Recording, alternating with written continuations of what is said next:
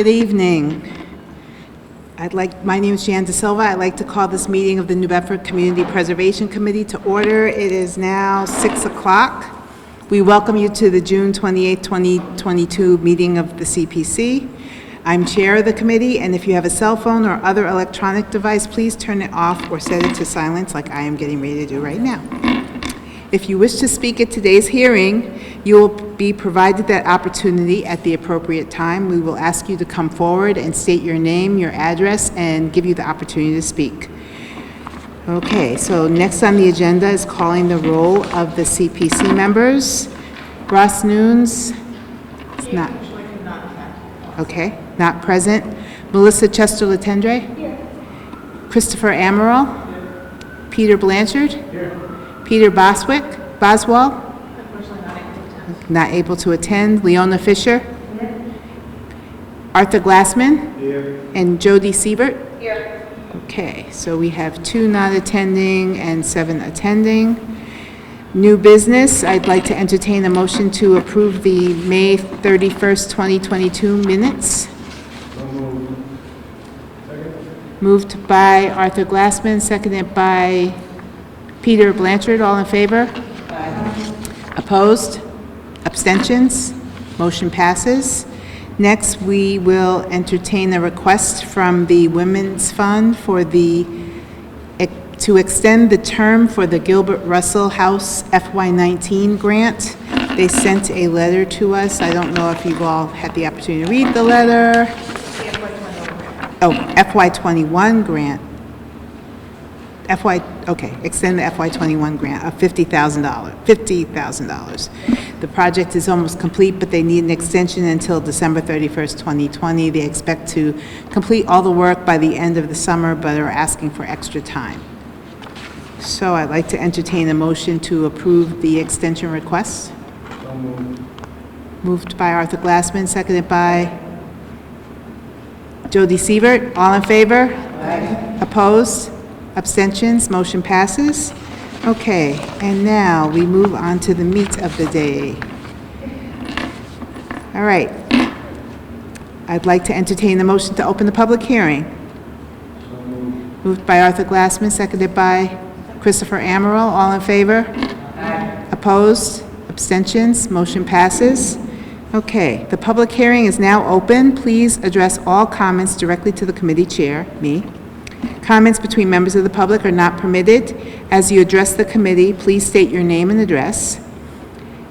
I want to welcome all the members of the public who are here today to see the FY23 Community Preservation Plan. We're going to be presenting it at this time, and you'll have an idea of what we're working on and what we're looking at, what our budget is for next year, and start those brains to percolating for the next round of projects that we will be looking at in the fall. So, Jessica, I'm going to call you to the podium. So I'm going to just provide a brief overview of what CPA is, though most of you in the audience know that for cable access viewers, they may not be as familiar with CPA and how it affects New Bedford. And then also talk about public input and how important that is for this entire process. So CPA is a Massachusetts state law that was passed in 2000. And it's dedicated to preserving spaces, open space, historic sites and resources, community housing, creating that as well, and developing outdoor recreational facilities. New Bedford voted it in 2014. We are now in our 6th?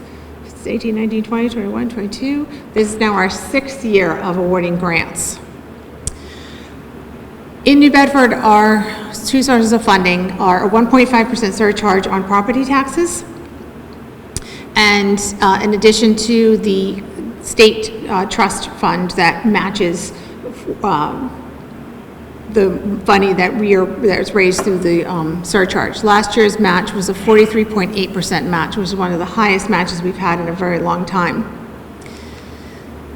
And this is just a calculation of how the surcharge is calculated based on the value. The first $100,000 is taken off of the overall value of a property, brings it down to, in this case, $160,927.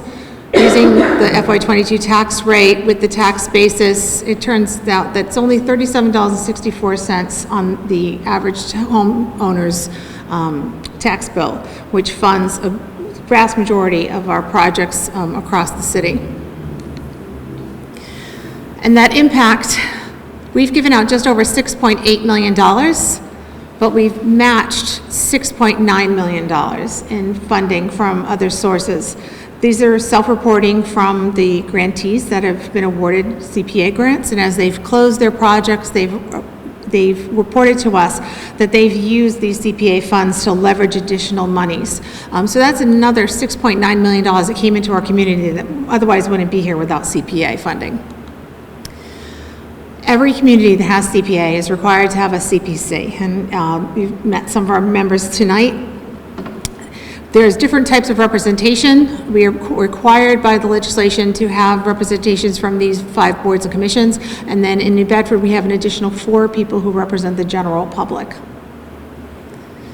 And what those members do is bring to the CPC the goals, needs, and priorities of those various boards and commissions, and as well as the at-large members that bring what they hear in the community about what our needs in our communities are. Is it more recreational opportunities in a particular ward? Is it a historic resource that needs to be saved? But they all bring that information to the CPC, and when we go over the different applications, they're using that information to make the decisions, in addition to this plan.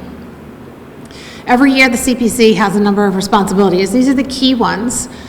They have to assess the needs of the community, and that is by going back to those boards and commissions and gaining input from them to determine what are the goals and priorities. Have they changed over the last fiscal year, or are they still the same?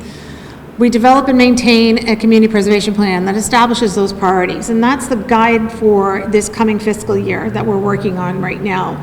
In addition to the goals, priorities, and needs that are identified, it also provides the application process that is very clear and transparent, and all the information is contained within the plan. We also prepare an annual budget for the City Council, which was just approved last week, and I'll go over that in a minute. And then the last main responsibility is making the project recommendations to City Council. The process really starts in September with the eligibility determination, culminates with the applications being due in November, with public presentations starting in January. In January, February, the committee meets about 3 additional times in addition to the 3 presentation meetings. So in a total of 6 meetings, they're reviewing all of these applications in depth and providing themselves with the information that they need to determine which ones should move forward and then which ones should be recommended to City Council. They are then sent to City Council, and City Council can either approve a recommendation, they can reduce the amount of a recommendation, or they can deny a recommendation. If they reduce or deny a recommendation, the CPC has one opportunity to bring information to the City Council that may have been missing, or that they may have asked for that perhaps would change their minds about whether or not a project should be approved for recommendation. And we have had that happen twice in the last 5 years, where the City Council has either reduced or denied a project, and the CPC has brought more information, and the projects were ultimately funded. So tonight we're talking a little bit about the allowable uses under CPA, and I like to talk about the action verbs over here, which is acquire, create, preserve, support, rehabilitate, and restore. If your project can do one of those things, then you just need to see if it's eligible under that particular category. Like for support is really not a funded category except under housing, and it's a little complex. And if you have a project that is related to housing, I'm happy to discuss it with you offline, because it does have a lot more complexity than, say, the other projects, because of the way that support is defined by CPA. But when projects are coming to us and we're looking at eligibility determination in September, we're not determining whether or not the project is going to get funded. We're determining whether or not it's eligible under how it's defined within CPA. The information that's provided in the application then allows the CPC to make the determination of whether or not that project should be recommended for funding. So the plan has a lot of purposes.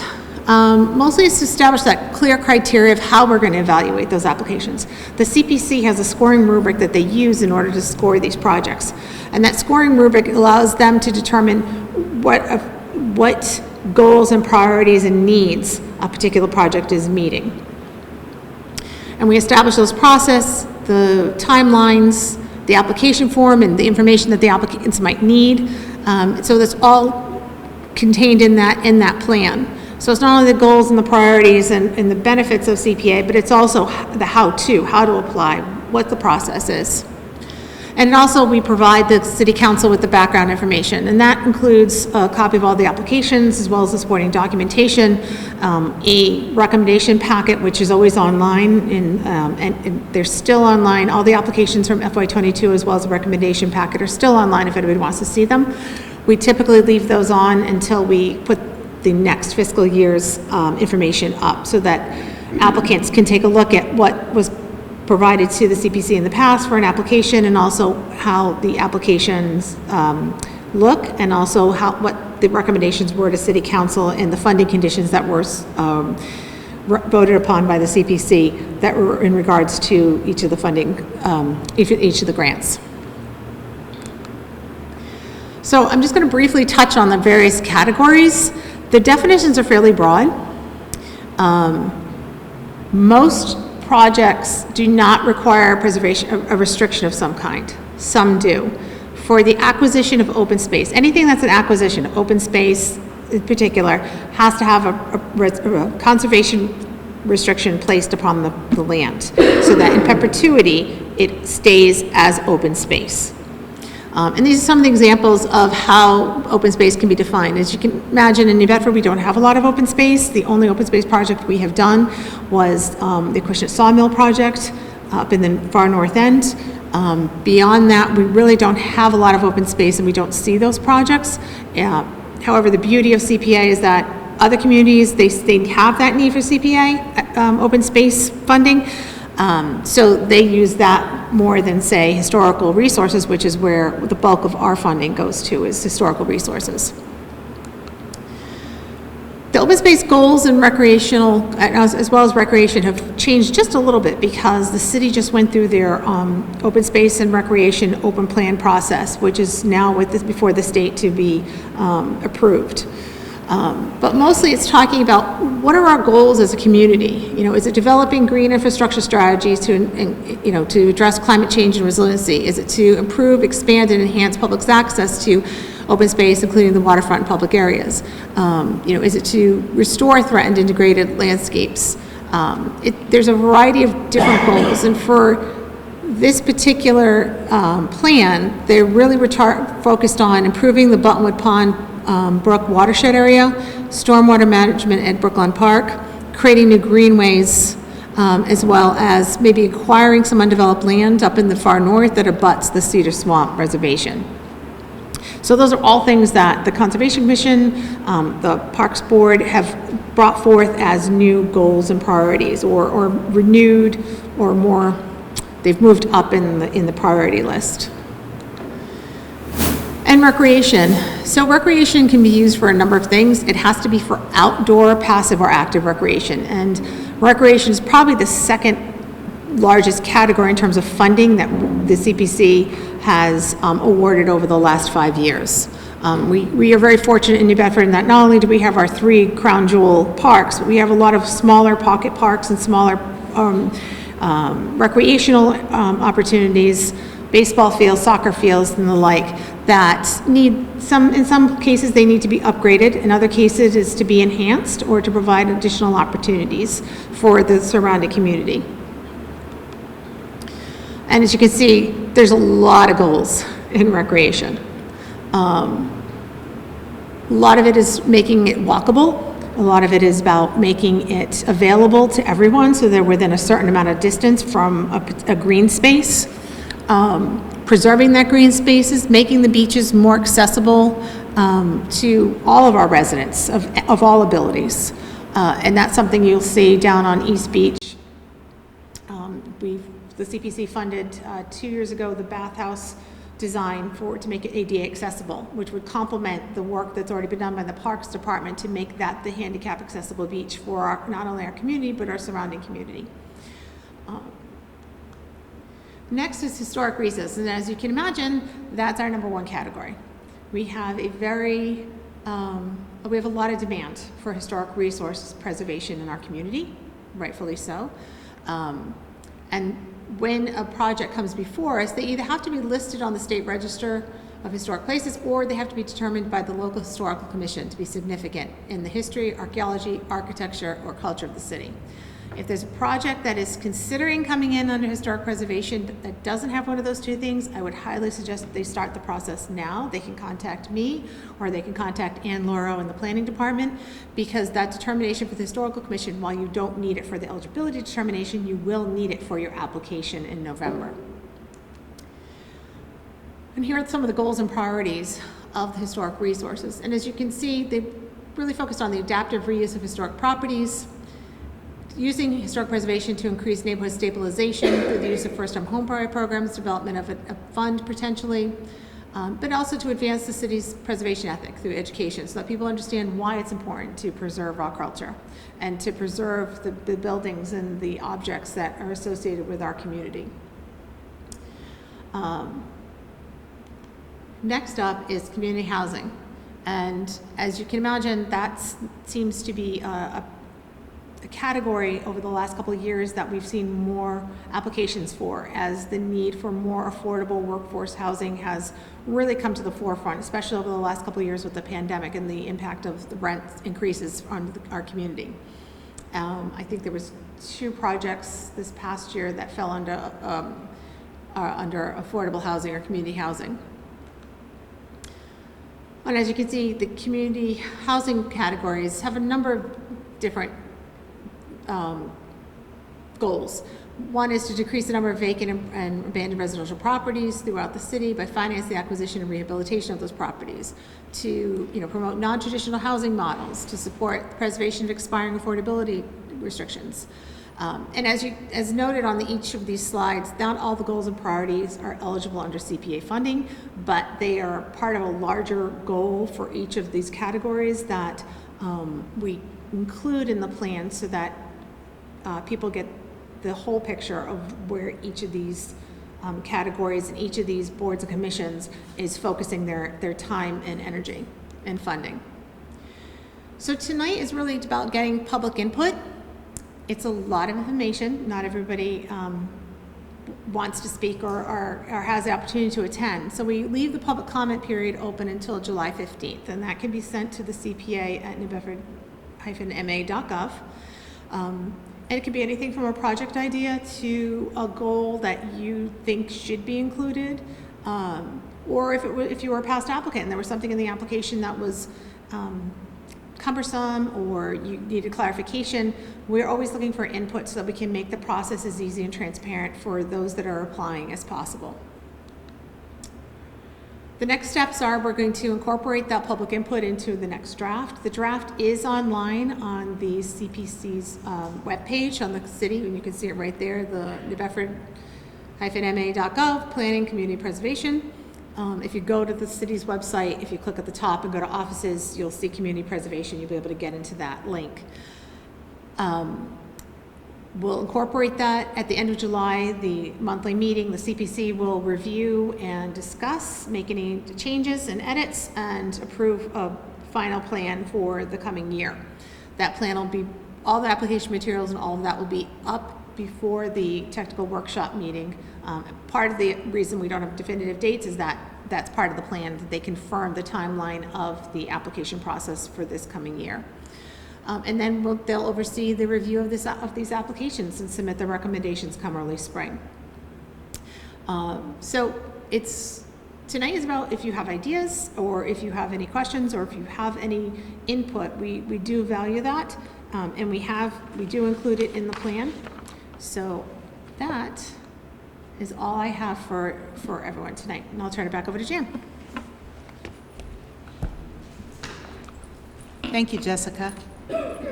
So at this point, if anyone has any questions, anyone in the audience has any questions or comments, we'd be happy to entertain them and try and answer them.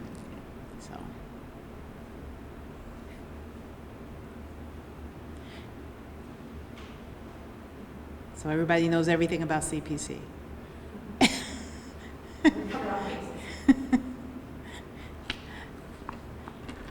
Okay. So I'll entertain a motion to close the public comment. Motion moved by Arthur Glassman, seconded by Peter Blanchard. All in favor? Aye. Opposed? Abstentions? Okay, motion passes. And so this concludes the opportunity for the public to comment at this hearing. Additional comments can be submitted until July 15th to cpa@newbedford-ma.gov. Oh, I'm supposed to close the public hearing now, but I don't know if it matters much. Okay, no comments, so I'll entertain a motion to adjourn the meeting. Motion made by Arthur Glassman, seconded by Christopher Amaral. All in favor? Aye. Opposed? Abstentions? Okay, that concludes the meeting. Thank you for coming, everyone.